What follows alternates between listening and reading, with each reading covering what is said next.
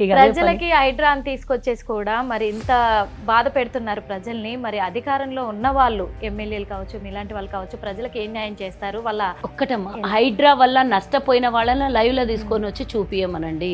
హైడ్రా వల్ల నష్టపోలేదు. ఈ హైడ్రా గురించి నేనే అడుగుతా. వీళ్ళు గతంలో ఏమన్నారు? 10,000 అక్రమ కట్టడాలు ఉన్నాయి, కూల్చేయాలి, వెనక ముంగల చూసేది లేదని. మరి మీ మాటనే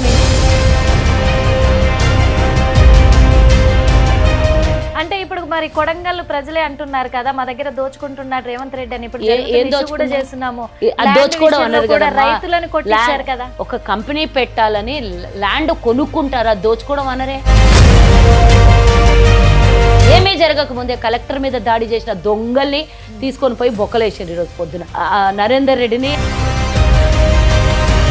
ఆల్రెడీ మేము ఇచ్చిన గ్యారెంటీలన్నీ మహిళలకే అభివృద్ధిలో ఉన్నాయి.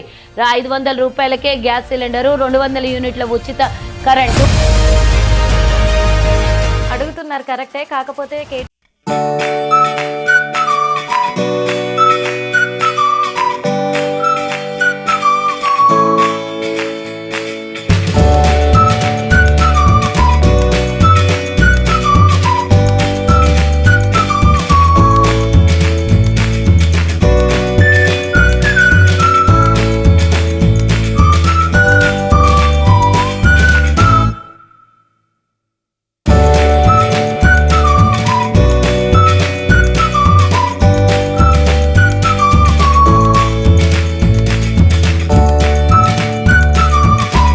నమస్తే, నేను మీ నిర్మల.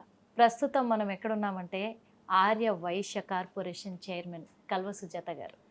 కల్వ సుజాత గారు అంటే తెలియని వాళ్ళు ఎవరూ లేరు. 2 రాష్ట్రాలలో కూడా తెలుసు. మరి ఎందుకంటే ఇప్పుడు తెలంగాణ రాష్ట్రంలో ఏం జరుగుతుంది, అసలు ఎలా ఉంది, ఎందుకు ప్రజలందరూ కూడా అల్లకల్లోలం అవుతున్నారు, ఇవన్నీ విషయాలు కూడా తెలుసుకుందాం. ముందుగా అది తెలుసుకోవడానికి ముందు ఒక మహిళగా రాజకీయాల్లోకి ఈ స్థాయిలోకి రాణించారు అంటే కేవలము కల్వ సుజాత గారికే సాధ్యమైందని కూడా చెప్పచ్చు. ఎందుకంటే మహిళలు చాలా తక్కువ మరి ఇక్కడ పొలిటికల్లో కూడా రాణించడం అనేది.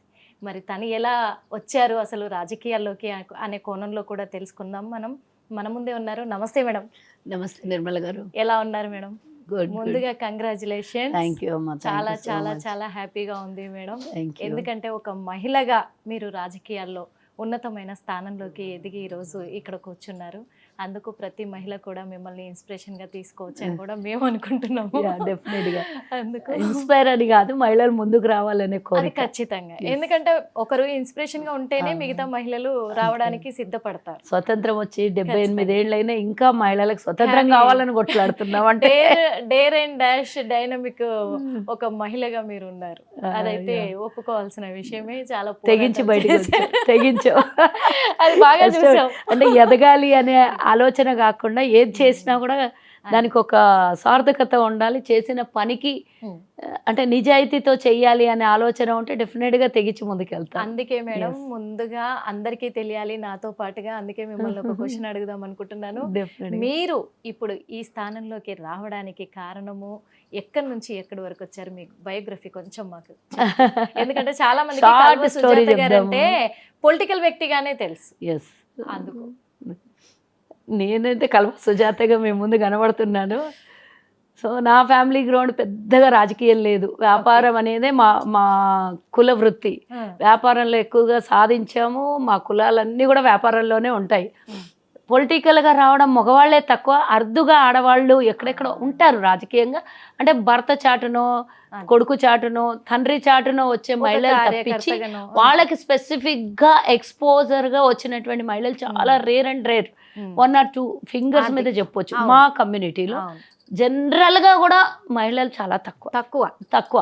అది కూడా రిజర్వేషన్ ఉంటే మహిళ రావాలన్నప్పుడు వాళ్ళు వచ్చి టికెట్లో కూర్చునే వాళ్ళు తప్పించి వచ్చి ఫైట్ చేయాలనే వాళ్ళు చాలా మంది. కొంతమంది ఫ్యూ మెంబర్స్ని మనం నోటెడ్ అంటే చెప్పుకోగలిగినటువంటి నాయకురాళ్ళు ఉన్నారు.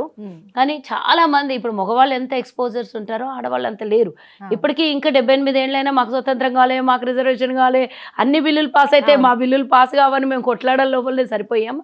కానీ ఆ బిల్లులు పాస్ కావాలి అనడానికి కూడా ఒక స్థాయికి తీసుకొని రాగలిగామంటే కొట్లాడాం. అవును, అఫ్ కోర్స్ అది వేరే విషయము. అందులో ఇంకా నా మీరు ముందుంటారు. బయోగ్రఫీకి వస్తే ఇంకా నాకైతే ముగ్గురు అబ్బాయిలమ్మా. ముగ్గురు అబ్బాయిలు ముగ్గురు అబ్బాయిలు. ఏం మా వారు చేస్తున్నారు మేడం? బిజినెసే, మా పెద్ద అబ్బాయి బిజినెసే, మా రెండో అబ్బాయి ఇంటర్నేషనల్ గోల్డ్ మెడలిస్ట్, టాపర్, అంటే ఫస్ట్ ఇండియన్. బిజినెస్ చేసేంత పెద్దవాళ్ళు ఉన్నారు అయ్యో, పిల్లలు. మనవడు మనవరాలు కూడా ఉంది. అవును మేడం.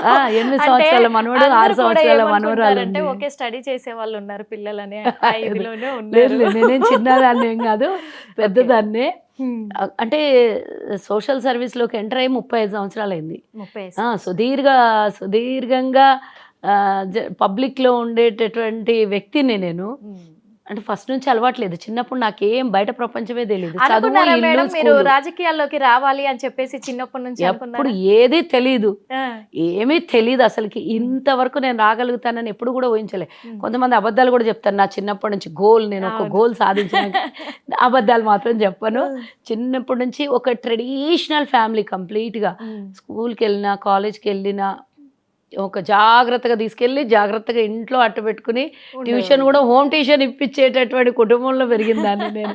అట్లా బయట ప్రపంచం, బయటకి పేరెంట్స్ వెళ్తే బయట నుంచి లాకేసుకొని వెళ్ళిపోయే ఫ్యామిలీలో పుట్టిన, ఫ్యామిలీలో పెరిగిన వాళ్ళు. అందులో బయట ప్రపంచం అస్సలు తెలియదు. అందులో పెళ్ళయ్యాకే ఆర్యవైశ్యులు అంటే చాలా ఇదిగా చాలా ఉంటారు. స్ట్రిక్ట్ గా, డిసిప్లిన్ గా, ఖచ్చితంగా. ఇంకా ఏంటంటే సాంప్రదాయంగా పెంచేటటువంటి.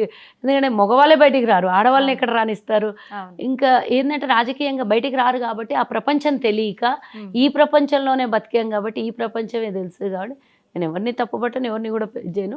ఉమ్. ఈ ప్రపంచంలో బతికాం అప్పుడు కాబట్టి ఏమైనా గోల్ అనుకున్నారా మేడం మీరు నేను రాజకీయాల్లోకి ఓపెన్ గా రాకుండా? చెప్తున్నాను కదా. ఉమ్. ఏం తెలీదు, బట్ నాకు ఫస్ట్ నుంచి ఒక ధైర్యం, సాహసం అయితే ఉంది. ఆ. ఫస్ట్ నుంచి చిన్నప్పటి నుంచి ఉంది. మా తాతగారి దగ్గర పెరిగాను. అమ్మ వాళ్ళ నాన్నగారు చాలా డేరు, అదే. చాలా డేరు, ఊరిని కూడా శాసించేటటువంటి వ్యక్తి ఆయన. ఉమ్. పొలిటికల్గా సర్పంచ్గా చేసినా, ఏం చేసినా, మా మామయ్యలు వాళ్ళందరూ పొలిటికల్గా ఉన్నా కూడా నాకంటూ వాళ్ళది ఏం రాలేదు. కానీ డేర్నెస్ మా తాతగారు, మా అమ్మగారి దగ్గర నుంచి బాగా ధైర్యం వచ్చింది. అంటే నా కాళ్ళ మీద నేను నిలబడాలి, నేనంటూ ఏమో ప్రూవ్ చేసుకోవాలి అని మెల్లిమెల్లిగా వచ్చింది. ఇలా పొలిటికల్ కి రావాలని ఎలా అది అనుకున్నారు అనుకోకుండా మేడం? జర్నీ జరిగిందమ్మా. 2009లో ఎంటర్ అయ్యాను. ఓకే. 11లో డైరెక్ట్గా పెద్ద పదవి కోసమే ప్రయత్నం చేశాను. చేశారు. అప్పుడు బాగా ప్రయత్నం చేశాను. బట్ ఏమైందంటే అజిటేషన్, తెలంగాణ అజిటేషన్ అవుతూ ఉంటే అందులో అవకాశం మిస్ అయింది. లేకపోతే ఇప్పటి వరకు ఎన్నో అవకాశాలు వచ్చేవేమో. అంటే అంత పోరాడాను మళ్ళీ ఎక్కడ మిస్ అవుతాదో అనే ఇది కూడా గట్టిగా పట్టుబట్టారు. అప్పుడు మిస్ అయ్యి కాస్త కొన్ని రోజులు కాముగా ఉన్నాను. పిల్లలు పెద్దోళ్ళు అయిపోయారు, అవును. స్టడీస్ పెరిగిపోయాయి, అంటే వాళ్ళకు కూడా జాగ్రత్త పెళ్లిళ్ళు చేసే వయసు వచ్చినాయి అని చెప్పేసి ఒక 3-4 ఏళ్ళు సైలెంట్గా ఉన్నాను. 2015 నుంచి మళ్ళీ గట్టిగా రాజకీయ, అంటే ఆర్గనైజేషన్స్ కంటిన్యూగా ఉన్నాయి, ఎక్కడ కూడా అవును. దాన్ని డిస్టర్బ్ చేసుకోలేదు. కంటిన్యూగా అవును. మండల స్థాయి, టౌన్ స్థాయి నుంచి అవును. అసలు ఇప్పుడు రాష్ట్ర స్థాయిలో ఎంటర్ అయ్యి 2009 నుంచి రాష్ట్ర స్థాయిలో ఎంటర్ అయ్యాను. మా కమ్యూనిటీలో నేషనల్ వైడ్ చేశాను, ఇంటర్నేషనల్ వైడ్ చేశాను, అన్నీ చేశాను. సో భగవంతుడు మళ్ళీ ఆ కమ్యూనిటీకి సేవ చేయడానికి అధికారికంగా ప్రభుత్వ పరంగా అవకాశం ఇచ్చాడు. చక్కగా పిల్లలైతే అనిపిస్తుంది? 3 ఉన్నారు, హ్యాపీగా. అంటే ఒకటి ఏంటంటే ఫ్యామిలీ ఎప్పుడు కూడా దేనికి కూడా, మా కమ్యూనిటీలో జనరల్గా కొన్ని రిస్ట్రిక్షన్స్ ఎక్కువ అని అందరికీ తెలిసిన ఉంటాయి. విషయమే. సో ఎప్పుడు కూడా నాకు అది అడ్డం రాలేదు. ఫ్యామిలీ అడ్డం పరంగా రాలేదు. ఇప్పుడు, నేను చేసిన పనికి ఎప్పుడు కూడా ఎవ్వరు వ్యతిరేకించలేదు. నువ్వు ఇక్కడే కూర్చో, చెప్పులేసుకొని పో, చెప్పింది నువ్వు కట్టుబాట్లతో నుండు, నువ్వు వెళ్ళొద్దు బయటికి. అంటే ఒకసారి మన రాజకీయంగా ఎంటర్ కాకముందే ఆర్గనైజేషన్లో ఉన్నాం, ఎన్జిఓస్ అంతా పనిచేసాం కాబట్టి బాగా అప్పటి నుంచే ఎక్స్పోజర్ నేను ఉన్నాను. సడన్గా 2011లో కొంచెం గట్టిగానే ప్రయత్నం చేశాను. తర్వాత అంటే రాజకీయం ఇప్పుడు కాకుండా- మీ సంఘానికి సంబంధించి మీరు ఇంత Yes. పోరాడుతున్నారంటే మంచి జరుగుతుందంటే ఎవరు మాత్రం సపోర్ట్ చేయకుండా ఉంటారు? చేసా బాగా నిజంగా మా ఫ్యామిలీ బిజినెస్ ఫ్యామిలీ, క్వైట్గా ఉండే వాళ్ళ ఫ్యామిలీ. కానీ మా మామయ్య గారు మున్సిపల్ చైర్మన్ చేస్తారు తాండూరుకి. బట్ వారు ప్రోత్సాహం ఉండేది నాకు కాస్త. మా హస్బెండ్ కన్నా ఎక్కువగా మా మామయ్యనే ఎంకరేజ్ చేసేవాడు, ఏంగా చెయ్యనేవాడు. చిన్న పిల్లలు ఉన్నా కూడా ఆయన ఎంకరేజ్ చేసేవాడు. అలా ఫ్యామిలీ నేను ఎప్పుడు జీవితంలో చిన్నప్పుడు ఊహించుకోండి, ఉన్నందుకే ఇటు దాకా వచ్చాను కదా. వద్దు అనుకుంటే ఇంట్లో నుంచి బయటికి కూడా ఆడది కాలు పెట్టలేదు. సో వాళ్ళ సపోర్ట్ ఉంది. రాజకీయంగా ఇప్పుడు రాజ్యాంగబద్ధంగా మహిళలకు సపోర్ట్ దొరకాలి. 33% జరిగితే అందులో మేము ఉండాలని కోరుకుంటున్నాను. అంటే నేను ఒకటి కోరుకునేది ఏంటంటే మీ మీడియా పరంగా 33% రిజర్వేషన్ వచ్చినా తల్లులకి భార్యలకి చెల్లెళ్ళకి కాకుండా లీడర్లకు టికెట్లు ఇవ్వండి అంటుండు.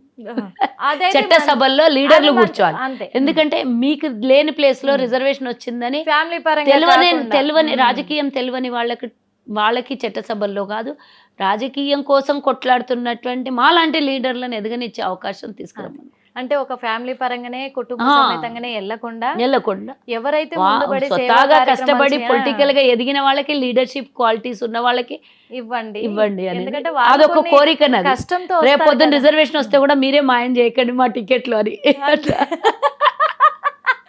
అది కూడా 100% Exactly. కరెక్ట్. కాకపోతే ఒక్క క్వశ్చన్ అడగాలనుకుంటున్నాను మేడం, మరి మీరు ఏం చెప్తారో. కల్వ సుజాత గారు పెళ్లి రోజు సందర్భంగా కూడా కొన్ని మీడియాలు చేసే ఇంటర్వ్యూలు చేశాయి. కానీ మేము ఒకటి తెలుసుకోవాలనుకుంటున్నాం, మరి కల్వ సుజాత గారి మ్యారేజ్ లవ్ మ్యారేజ్ అంటారా, అరేంజ్డ్? అయ్యో బాబా, ఏం లేదు, నాకు అసలు బయట ప్రపంచమే తెలియదు. ఎందుకంటే సార్ చాలా సపోర్ట్ చేయడం మేము చాలా చూసాము, చాలా అలాంటిది ఏం లేదమ్మా, నా పెళ్లి చూసాము. 18 years కి పెళ్ళలేదు నాకు, అలాంటిది ఏం లేదు. నేను చెప్పాను కదా, ఎందుకంటే అసలు మాకు బయట ప్రపంచమే తెలియదు. స్కూల్కి వెళ్ళినా కాలేజ్కి వెళ్ళినా పేరెంట్స్ వచ్చి దింపడము, అట్నుంచి మళ్ళీ పిక్ చేసుకొని వచ్చి ఇంట్లో పెట్టడం, అది కూడా హోమ్ ట్యూషన్ ఇవ్వడం, మాకు వేరే ప్రపంచం తెలియదు. ఎవరికైనా చూస్తే ఆ ఇంటర్వ్యూలు ఏమనిపిస్తాయి మేడం, మీరే చెప్పండి, హానెస్ట్ గా చెప్పండి. అందుకే నాకు ఆ డౌట్ వచ్చి అడిగేసాను. భలే డౌట్లు వచ్చాయమ్మా నీకు మాత్రం. అందుకే అలాంటిది ఏం లేదు, అరేంజ్డ్ మ్యారేజ్. అసలు పెళ్ళంటే కూడా సరిగ్గా తెలియని టైంలో పెళ్ళి అయిపోయింది నాకు, ఇంకా మళ్ళీ లవ్ల వరకు కూడా అట్లాంటిది ఏం లేదు. హ్యాపీగా కదా మేడం, అది అంతే అంతే అమ్మా. ఒక్కటి ఫ్యామిలీ సపోర్ట్ ఫుల్ ఫ్లెడ్జ్గా ఇచ్చారు కాబట్టి మహిళలు, నేను ఏదో పెద్ద గొప్పలు చెప్పుకోను, కానీ బయటకు రావాలి అని అంటే భర్త, కుటుంబం సపోర్టు, పిల్లల సపోర్టు, అందరి సపోర్టు ఉండబట్టే రాగలిగాం అనేది ఒకటి. ఎంత ఉన్నా కూడా, ఆర్థికంగా ఉన్నా, మనకి ఎంత స్వేచ్ఛ ఉన్నా కూడా, అసలు వాళ్ళు సపోర్ట్ చేయకపోతే మనం ఏం చేయలేము కదా. ఆ సపోర్ట్ 100% ఉంది. డే 1 మరి అధికారికంగా సపోర్ట్ ఇవ్వకుండా మేము లాక్కునేటట్టున్నాం ఇప్పుడు పరిస్థితుల్లో. అందుకే ఇప్పుడు అధికారికంగా ఒక పదవిలో ఉన్నారు మీరు. మీ వాళ్ళ కోసం, మీ సంఘాల కోసం వాళ్ళకి ఏ విధంగా సపోర్ట్ గా నిలబడబోతున్నారు, వాళ్ళకి ఏమేమి సమకూర్చబోతున్నారు? చాలా చెయ్యాలని ఉంది. అంటే ఇచ్చిన అవకాశం నాకు ఎందుకంటే నేను ఫస్ట్ నుంచి సర్వీస్ ఓరియంటెడ్ సైడ్ నుంచి వచ్చిందాన్ని కదా. బంగ్లాలు కట్టేయాలని కాదు, బాగా కష్టాల్లో ఉన్న వాళ్ళకి, నీడ్ పీపుల్కి చెయ్యాలని ఉంది, ఎన్నో చేయాలని ఉన్నది. ఇంకా కొత్త కొత్త స్కీములు కూడా, అంటే మా కార్పొరేషన్ ద్వారా కొత్త కొత్త స్కీమ్స్ని కూడా క్రియేట్ చేసి ప్రభుత్వంకి రిక్వెస్ట్ చేసి, మేము అంటే ప్రభుత్వానికి బడన్ అవ్వద్దు, ఈ స్కీమ్ల వల్ల ప్రజలకు బెనిఫిట్ జరగాలి. ప్రభుత్వం ఇచ్చే దాంట్లో నుంచి ఎన్నో రకాలుగా మనం క్రియేట్ చేసుకొని తీసుకునే అవకాశాలు ఉంటాయి. సబ్సిడీ లోన్స్ ఉంటాయి, ఓవర్సీస్ స్టూడెంట్స్కి సహకారం అందించి వాళ్ళకి ఆర్థికంగా నిలబడగలిగినటువంటిది. ఎవరు కూడా ఇప్పుడు నువ్వు వెళ్ళి లోన్ తీసుకుంటా అంటే ప్రతి బ్యాంక్ కూడా నీకు షూరిటీ అడుగుతాడు. ఎవరిస్తారు? షూరిటీ ఇవ్వరు కదా. మరి అలాంటి మెరిట్ ఉన్న పేద విద్యార్థికి చదివించాలంటే కష్టం అవుతుంది కదా. అప్పుడు కార్పొరేషన్ అండగా నిలబడి వాళ్ళకి చదువు కోసం పూర్తి స్థాయిలో ఇక్కడి నుంచి ప్రయత్నం చేయాలనేది ఉంది.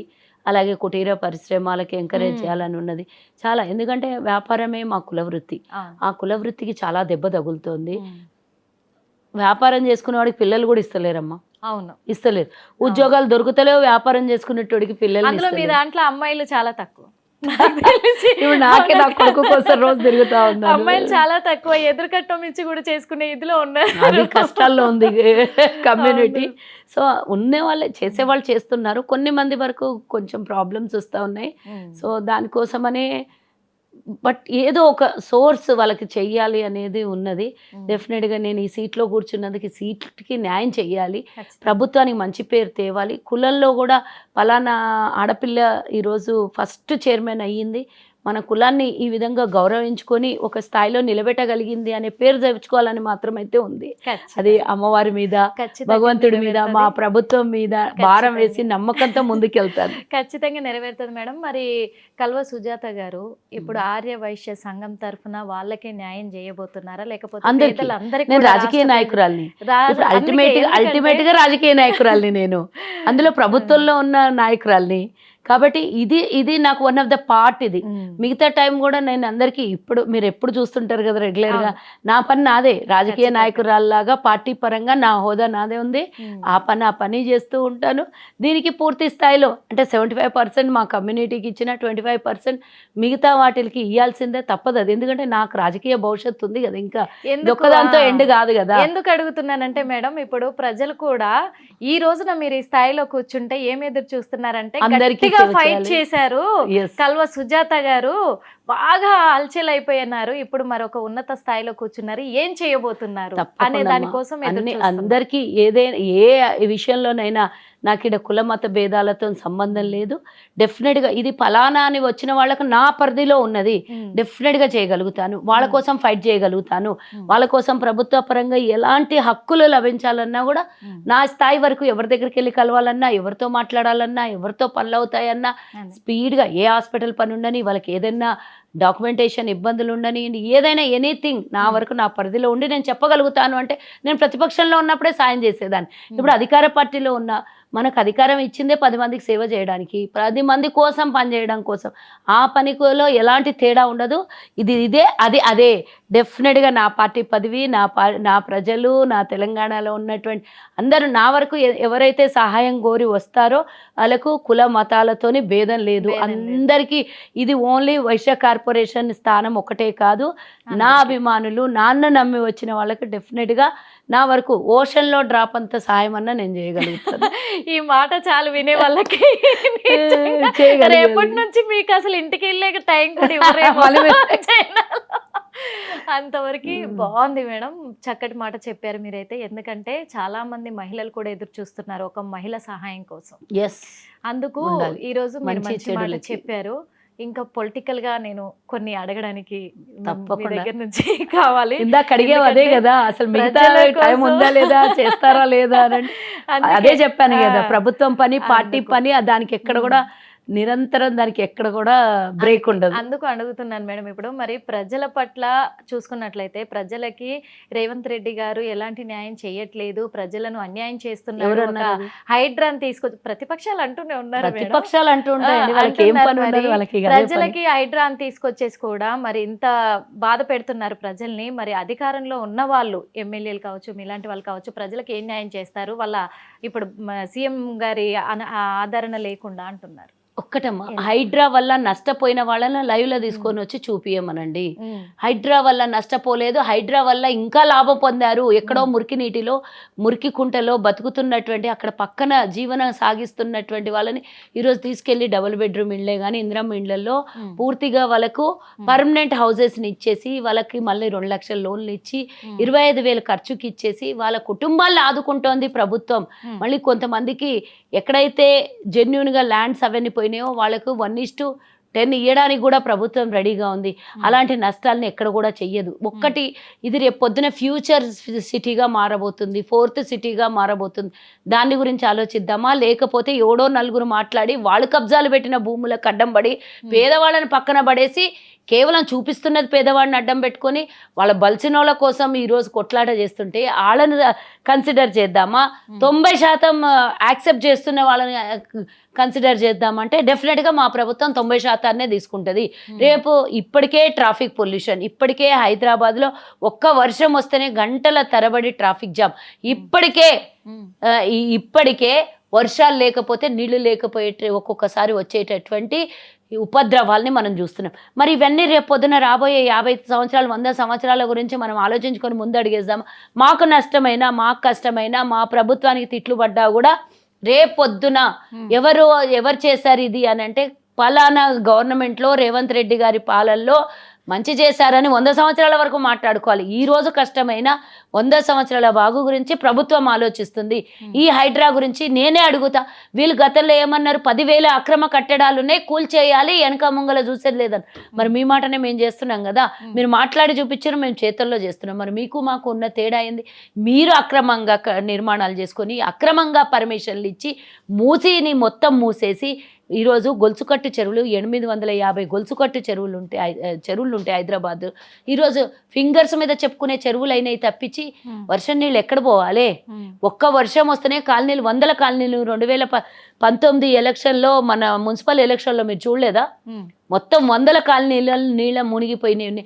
ఆ ఉపద్రవం మళ్ళీ ఇంకా పెద్దగా వచ్చేటంత వరకు చూద్దామా? మనకు వర్షపు నీరు ఒక చోటకి చేరకపోతే రేపు హైదరాబాద్ ఇంత పెద్ద మహానగరానికి తాగునీరు ఎట్లా అవుతుంది? ఇవన్నీ నష్టాలను చూసుకుందామా మనము? 1-2 చెరువులు తప్ప మినహా పెద్ద పెద్ద చెరువులు ఎక్కడున్నాయి మనకి ఇప్పుడు? మరి ఈరోజు ప్రభుత్వం చేస్తున్నటువంటి మూసిని మూసేసి మూసిని మురికి నీటిగా మార్చిన మూసి అనేది ఒక మంచి నది. వికారాబాద్లో పుట్టి నల్గొండ వరకు పాకినటువంటి ఈ నదిని మురికి నీటి కాలువ ఎందుకైంది చెప్పండి? మరి ఈ మురికి నీడు మొన్న రేవంత్ రెడ్డి గారి ప్రోగ్రాము యాదగిరిగుట్ట దగ్గరలో జరిగినటువంటి ప్రోగ్రాంలో నాయకులు అక్కడి నుంచి వచ్చిన తర్వాత చెప్పినారు, దోమలు అక్కడ మొత్తం విపరీతంగా దోమలు కుట్టినాయి అన్నారు. అంటే అక్కడ నివాసం ఉంటున్న మనం ఒక 4 గంటలు తట్టుకోలేము అక్కడ ఉంటే. మరి అక్కడ ఉన్నటువంటి ప్రజల పరిస్థితి ఏంది? మరి ఈ పరిస్థితికి రావడానికి మనము మీరు మేము అందరం కారకులు అయి ఉండొచ్చు. గతంలో జరిగినటువంటి కొన్ని ప్రభుత్వాల తప్పిదాలు ఏ ప్రభుత్వమైనా అయి ఉండొచ్చు. ఇప్పుడు కూడా కంటిన్యూగా అదే వాళ్ళు చేశారని నేను చేశానని నువ్వు చేసావని రేపు ఇంకొకటి ఇలాగే చేసుకుంటూ పోదామా? రేపు హైదరాబాద్ని కాపాడుకుందామా? ఇన్వెస్టర్స్ రేపు హైదరాబాద్లో పెద్ద పెద్ద కంపెనీలు రావాలి, 1,000 మందికి ఉద్యోగాలు రావాలి అని అంటే మనం ఇవన్నీ మంచిగా చేసి వాళ్ళకి అందిస్తే రేపు 1,000 మందికి ఉద్యోగాలు వస్తాయి.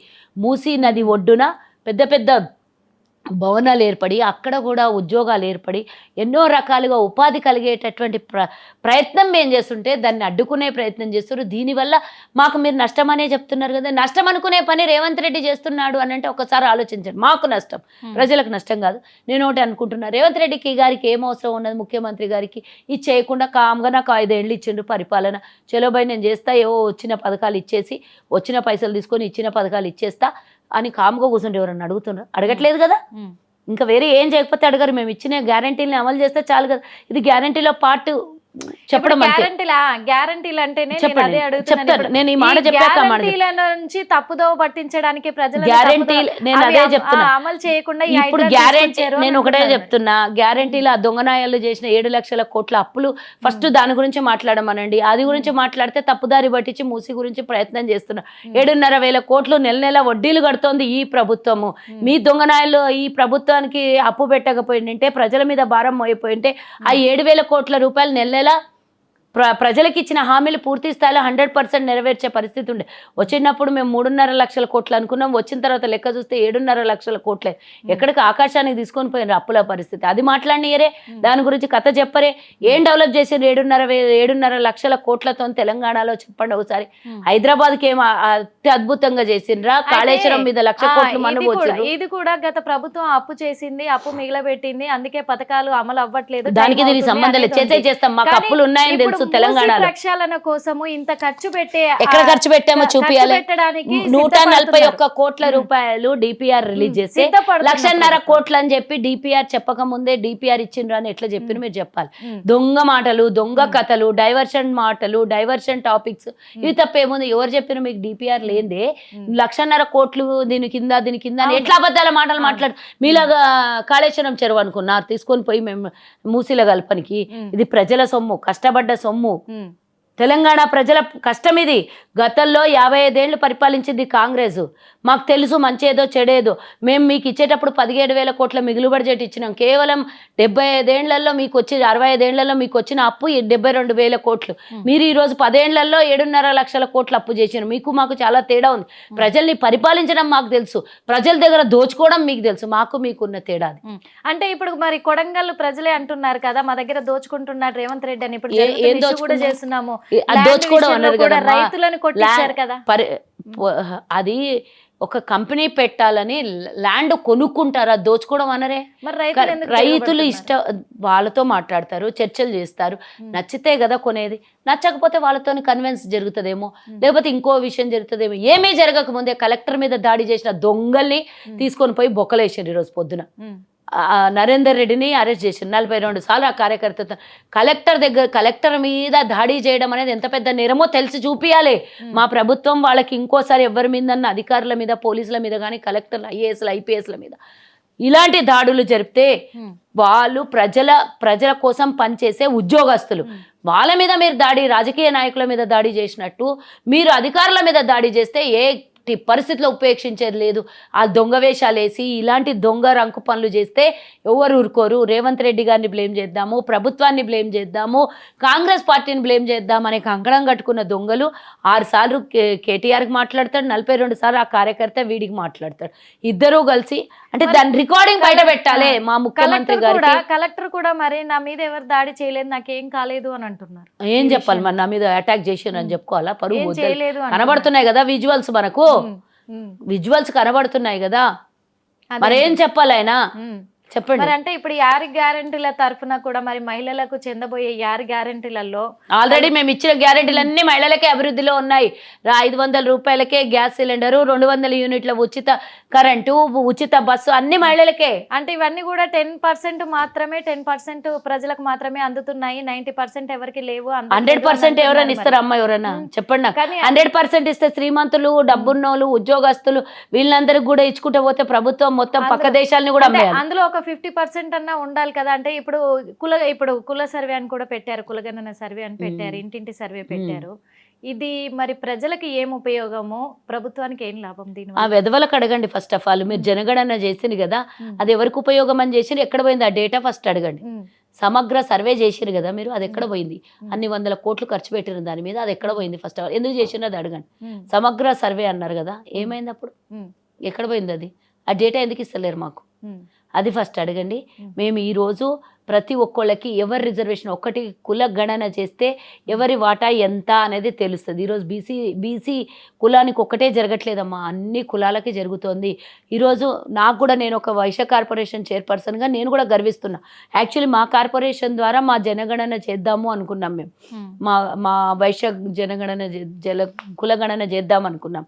బట్ మాకు అది ఎక్స్పెండిచర్ తగ్గించింది మా ప్రభుత్వం, ప్లస్ మాకు పని కూడా తగ్గించింది. ఇప్పుడు మాకు మొత్తం డేటా మా దగ్గరకు వస్తుంది.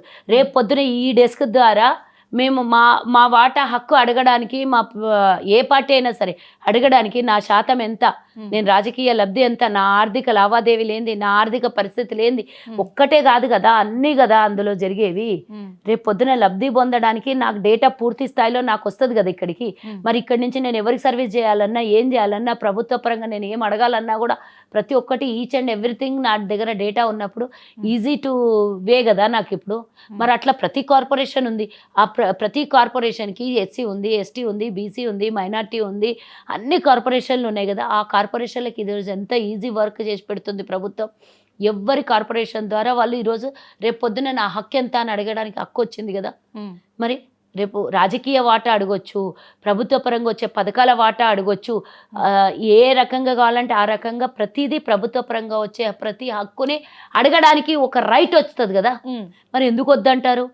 వెధవలు ఎవరో పిచ్చి మాటలు మాట్లాడే టైంపాస్ వెధవలు బీసీ కులగణన చేయమని ఈరోజు మానసపుత్రిక, రాహుల్ గాంధీ గారి మానసపుత్రిక బీసీ కులగణన, అసలు కులగణన చెయ్యాలి అని రాహుల్ గాంధీ గారి మానసపుత్రిక, దానికి ఆర్జం పోసి, దానికి ఈరోజు ఆర్జం మేము తెలంగాణలో ఈరోజు దాని మానసపుత్రికని మేము అవలంబించి అన్ని రాష్ట్రాలకి నిదర్శనంగా ఉన్నాం. ఈరోజు మా ముఖ్యమంత్రి గారు రాహుల్ గాంధీ మాట ఇచ్చిన మాటని తూచా తప్పకుండా పాటించి తెలంగాణలో ఉన్న బీసీ రిజర్వేషన్, అన్ని వర్గాల రిజర్వేషన్, అన్ని కుల గణనకి ముందుకు తీసుకెళ్తుంది మా పార్టీ. కాబట్టి ఈరోజు ఇది మేము ఇక్కడి నుంచి కేవలం మా ప్రభుత్వం చేసిన మంచి పని ఇక్కడ ఒక్క జాగాలనే కాదు, దేశం మొత్తం దీన్ని అవలంబించాలి.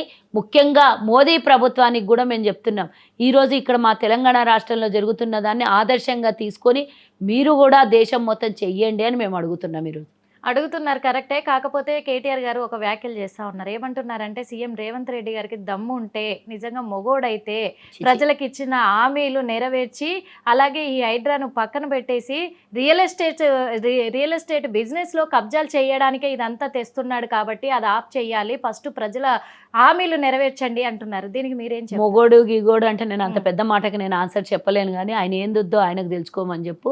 ఫస్ట్ ఆఫ్ ఆల్ ఆయన ఇక నేను అట్లాంటి బూతులు మాట్లాడితే ఆ మాటకి నేను ఆన్సర్ ఇవ్వచ్చు, పరమ బూత్ ఉంటుంది దానికి. కానీ నేను అడుగుతున్నా, నీలాంటి రియల్ ఎస్టేట్ దందాలు చేయడానికి కూర్చోలేదు ఆయన. నువ్వు కబ్జాలు చేసి కోకాపేటలో 800 ఎకరాలు, మీ చెల్లెలు యాదగిరి గుట్టాలో, మీ చెల్లెలు నిజామాబాద్లో, నువ్వు విదేశాలలో తెలంగాణలో సంపాదించిన డబ్బంతా తీసుకొని పోయి విదేశాలలో దాచిపెట్టుకునే రకం మా పార్టీది కాదు. నువ్వు చేసిన అప్పులు కట్టడానికే రుణం తీర్చుకునే పరిస్థితిలో లేదు మా పరిస్థితి. ఈరోజు రియల్ ఎస్టేట్ దందాలంట, రియల్ ఎస్టేట్ రియల్ ఎస్టేట్లో చేసినటువంటి దందాలకు ఈరోజు రేవంత్ రెడ్డి అడ్డుకట్టేస్తున్నాడు. కాబట్టి ఎక్కడెక్కడైతే కబ్జాలు ఉన్నాయో అవన్నీ దీనివల్ల సర్వనాశనం అయిపోతున్నారు వాళ్ళ వర్గం. కాబట్టి భయంతో ఇవన్నీ మాటలు మాట్లాడుతున్నారు. ప్రజలకు ఇచ్చిన వాగ్దానాలు నెరవేర్చడం మాకు బాగా తెలుసు. నీలాగా తప్పించుకొని 10 ఏండ్లైనా కూడా నువ్వు కనీసం ఒక 30,000 ఉద్యోగాలు ఇవ్వలేదు. మేము అదే 10 నెలల్లో ఈరోజు 60-70 వేల మందికి ఉద్యోగాలు ఇచ్చినాం. నీకు మాకు తేడా ఉంది కేటీఆర్. మేము ఇస్తాన్న మాట, ఇచ్చిన మాట, ఆడిన మాట తప్పకుండా పాటించే బాధ్యత మాకు తెలుసు. ఎందుకంటే మేము ప్రజల మధ్యలో ఉన్నాం. రేపు పొద్దున మళ్ళీ ప్రజల ముందుకు వెళ్ళాలంటే ఆడిన మాటని, ఇచ్చిన వాగ్దానాన్ని నెరవేర్చే మళ్ళీ రేపు వెళ్ళాల్సి వస్తుంది. నువ్వు చెప్పాల్సిన అక్కర్లేదు. మీకేమన్నా అదనంగా సలహాలు ఇచ్చేది ఉంటే ఇవ్వండి, లేకపోతే మూసుకొని ఉండండి. రేపు పొద్దున మీరు చేసినటువంటి తప్పిదాల మీద మీ మీద ఎంక్వైరీలకు వస్తే దానికి సమాధానాలు ఇవ్వండి. అధికారులు మీ దగ్గరికి ఎంక్వైరీకి వస్తారు, దానికి మీరు మాకు ఇచ్చేయాల్సింది మానేయండి ఫస్ట్ ఆఫ్ ఆల్.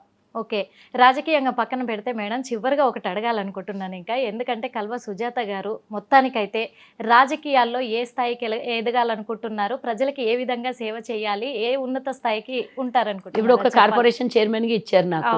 ఈ స్థాయిలో నేను నా కమ్యూనిటీ వరకు సర్వీస్ చేయగలిగాను. నా గోల్ ఫస్ట్ ఆఫ్ ఆల్ అసెంబ్లీలో కూర్చొని అధ్యక్ష అనాలని ఉండే. ఎప్పుడు అంటే రాజకీయంగా ముందు నుంచి లేవు ఆశలు. రాజకీయంగా వచ్చాక ఆశలు ఎందుకు వచ్చాయంటే, ఇప్పుడు మీరు ఇందాకే అన్నారు కదా, మీ సర్వీస్ కోసం వెయిట్ చేసిన వాళ్ళు ఉన్నారు. మరి వాళ్ళకి నేను సేవ చేయాలి అంటే నేను కొన్ని పదవులు కావాలి, పదవులు ఉంటేనే చేయగలుగుతాను. లేదంటే నేను వీళ్ళకి రికమెండేషన్ వాళ్ళకి రికమెండేషన్ అడగాలి. వాళ్ళు చేయొచ్చు చేయకపోవచ్చు, నా చేతిలోనే 10 ఉంటే నేను 10 మందికి సాయం చేయగలుగుతాను. అందుకే పవర్ కావాలి అంటాను నేను. అంతే కదా, 10 మందికి సాయం చేయాలంటే డైరెక్ట్ ఫోన్ చేసి వాళ్ళకి ఏదో ఇబ్బందులు ఉన్నాయి, పలానోడికి పలానా ఆఫీసర్ ఇబ్బంది పెడుతున్నారు, పలానా చోట ఇబ్బందులు ఉన్నాయి అంటే నేను డైరెక్ట్ ఫోన్ చేసి అడగొచ్చు. వాళ్ళకి ఇమీడియట్గా నేను ఏదైనా సమస్యలు ఉంటే సాల్వ్ చేయొచ్చు. పవర్ లేకపోతే ఏం చేయలేం, మాట్లాడగలుగుతాం. అంతే కదా, మాటల్లో చేతుల్లో చూపించాలంటే అధ్యక్ష కావాలి. అధ్యక్షకు ఖచ్చితంగా చేరుకుంటారు, ప్రజల పక్షాన ఉంటారు, ప్రజల ఆదరణ కూడా ఉంటుంది. కానీ ప్రతి మహిళకి ఇప్పుడు మీరు ఒక ఇక్కడ రాజకీయంగా ఎదుగుతున్నారు, నా కోరిక కేవలం టీవీ ఛానల్ ద్వారా. మీరు అదే అడుగుతున్నారా? టీవీ ఛానళ్ళ ద్వారా మహిళలు ఎదగాలనే వర్డ్ కాదు, బయటికి రండి దయచేసి. ఇంకొకటి మహిళలకు నేను ఇచ్చే చిన్న సూచన ఏంటంటే, మనం ఆడవాళ్ళు 3 ఆడవాళ్ళు కలిస్తే గొడవలు అయితే అని సమస్యల్ని పక్కకు పెట్టేసి మగవాళ్ళ హక్కుల్ని కూడా మన హక్కుల్ని మనం మగవాళ్ళ దగ్గర నుంచి లాక్కుందాము. మన హక్కుల్ని లాక్కుందాం, వాళ్ళ హక్కుల్ని కాదు. రాజకీయ పరంగా మనం ఎదగాలి. ఒకళ్ళు ఎదుగుతుంటే ఇంకొకళ్ళు ఎదగాలని ఆలోచిద్దాం. కానీ ఆమె ఎదిగింది కాబట్టి ఆమె లాగాలి, నేను కూర్చోకున్నా పర్లేదు కానీ ఆమెను కూర్చోనియద్దు ఆ సీట్లో అనే ఆలోచన బంద్ చేసి మనల్ని చూసి 10 మంది ఆదర్శంగా బయటకు రావాలి. రేపు పలానా వాళ్ళు ఈ స్థాయికి వెళ్ళగలిగారంటే వాళ్ళకున్న కెపాసిటీ, వాళ్ళందరూ యూనిటీ, మహిళలందరూ ఒకరికొకరు సహకరించి పైకి రాగలిగినారు. మేము కూడా వెళ్తే కనుక అలా సాధించగలము అనే ఒక ధైర్యం వాళ్ళకి రావాలి అంటే మనం యూనిటీగా ఉండాలి. ఫస్ట్ మహిళలం మనం 10 మందికి ఆదర్శంగా ఉండాలి. ఈ సమస్యలు చిన్న చిన్న సమస్యలు ఆడవాళ్ళకి ఎక్కువ వస్తుంటాయి. మగవాళ్ళు 100 పదవులు తెచ్చుకున్నా ఏం కాదు, ఆడమే ఒక్క 10 తెచ్చుకుంటే మిగతా ఆడవాళ్ళ మీద మా ఆడవాళ్ళకి వచ్చే జలసి ఇంత అంత కాదు. నేను అదే అంటే మనం కాదు, మనం ఇంకా దగ్గర చిన్న పదవుల నుంచి పెద్ద పదవిలోకి వెళ్ళలేకపోతున్నా. ఈ స్థాయి నుంచి మనం కొంచెం పైకి వెళ్ళి మనకింత ఇంకో 10 మంది ఎదగాలనే ఆలోచన. ఈర్షగా అభిప్రాయపడకుండా, ఈర్ష పడకుండా ఫస్ట్ మన పక్కన ఒకరు ఎదిగారు కాబట్టి వాళ్ళకి సపోర్ట్ గా నిలబడి మన మహిళలకి ఇంకేం చేయాలి, ఇంకా కొంతమంది రావాలంటే అమ్మో బాబోయ్ అనుకునే కన్నా తప్పకుండా మనం కూడా ఎదగాలి అనే ఆలోచన వచ్చేటట్టుగా మనం ఆదర్శంగా ఉండాలి. అది ఒక్కటే నా కోరిక. నిలబడితే అన్ని అవుతాయి, అన్ని సమకూరుతాయి. డెఫినెట్ గా అంతే కదా. ఇంటిని చక్కదిద్దిన మహిళ సమాజాన్ని చక్కదిద్దగలుగుతుంది కదా. అందుకే ఇల్లాలని ఫస్ట్ ఇల్లాలని చూసి ఇంటి చూసి ఇల్లాలని చూడు అంటారు కదా. చూడు అంటారు. ఇప్పుడు సమాజాన్ని చూడాలి అంటే కూడా ఇంట కలిసి రచ్చ గెలవాలి కదా. కాబట్టి దయచేసి మనల్లో మనం శత్రుత్వం కాదు, అంటే జనరల్ గా ఇక్కడ జరిగేటటువంటి మగవాళ్ళ దగ్గర నుంచి మన హక్కులు మనం లాక్కోకపోతే మరి భార్య బాధితుల సంఘాలు పెడతారు. భార్య బాధితుల సంఘాలు కాదు, వాళ్ళు కూడా హక్కులు కాదు, మన వరకు వచ్చేటటువంటి హక్కుల్ని. అందుకే అంటున్నా. ఎందుకంటే ఇప్పుడు 100 మంది మగవాళ్ళు ఎమ్మెల్యేలు ఉంటారు, ఆడవాళ్ళు 10 మంది ఉండరు కదా. మరి మనం 30 మంది ఉండాలంటే వాళ్ళ దగ్గర నుంచి 30 సీట్లు లాక్కోవాలి అంటున్నాను నేను. వాళ్ళ మీద హక్కులు వెళ్ళలేదు, మన స్థాయి హక్కుల్ని లాక్కుందాం అందుకే అంటున్నాను. అన్నాను. చాలా చక్కగా చెప్పారు, చాలా చక్కగా కూడా. ఎందుకంటే ఇప్పుడు మీరు ఈ స్థాయిలో ఉన్నారు కాబట్టి మీ సంఘాలకు కూడా మీరు బాగా సపోర్ట్గా నిలవబోతున్నారని కూడా తెలుస్తుంది ప్రజలకు కూడా. ఖచ్చితంగా ఇంకా ఉన్నత స్థాయికి మీరు ఎదుగుతారు అధ్యక్ష అని మీరు ఖచ్చితంగా అధ్యక్ష అని పలకాల్సిందే అని కూడా ప్రజలు కోరుకుంటారు. చూశారు కదా మరి ఇప్పటి వరకు అయితే. ఎందుకంటే కేవలం ఆర్య వైశ్య సంఘానికే పరిమితం కాలేదు కల్వ సుజాత గారు. ప్రతి ఒక్కరు ఆపదలో ఉన్న వాళ్ళు ప్రతి ఒక్కరు ఎవరైనా సరే తన దగ్గరికి వస్తే నేను అండగా నిలబడతాను, నా వంతు సహాయం నేను చేయడానికి రెడీగా ఉన్నాను. ఎందుకంటే రాష్ట్ర ప్రజల కోసం సేవ చేయడానికి వచ్చాను, సంఘ ప్రజలకు ఒక్కరికే కాదు. కాకపోతే మా సంఘాన్ని ముందు నడిపించుకోవాలి కాబట్టి నేను మా సంఘానికి అండగా ఉంటాను అని చెప్పాను అని చెప్పేసి అందరికి కూడా చెప్తున్నారు. మరో ఇంటర్వ్యూలో మళ్ళీ కలుద్దాం. హిట్ టీవీ యాప్ ని డౌన్లోడ్ చేసుకోండి. ఇందులో short news, live news, entertainment movies అన్ని అవైలబుల్ గా ఉన్నాయి. Please download Hit TV app. Hit TV app hit TV యాప్ని ఫ్రీగా డౌన్లోడ్ చేసుకోండి.